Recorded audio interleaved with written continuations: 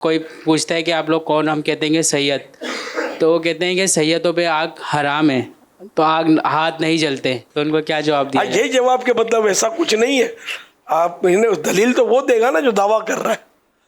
ایسا کچھ ہے تو نہیں کہ سید ہاتھ میں ہاتھ ڈالے آگ میں تو ہاتھ نہ جلے. سیدھی عرض یہ ہے کہ بعض لوگوں کا یہ کانسیپٹ ہے کہ اصلی سید کی پہچان یہی ہے کہ یا تو اسے آگ نہیں جلائے گی، اگر درندے کے سامنے پھینکا جائے درندہ بھی نہیں کھائے گا. اس کی کہاں تک تلوار کاٹ سکتی ہے نہیں ان کو، سید کو کاٹ سکتی ہے؟ امام علی مقام امام حسین رضی اللہ عنہ اور ان کی آل ہے نا، یہ تو مطلب شہادت کا جام پی لیا. اب یہ کہ آگ عام سید کو نہیں کھائے گی، درندہ نہیں کھائے گا. بس یار انبیاء کرام علیہ السلام کے بارے میں بھی واقعات ہیں کہ درندوں نے ان پر ہے مطلب واقعات.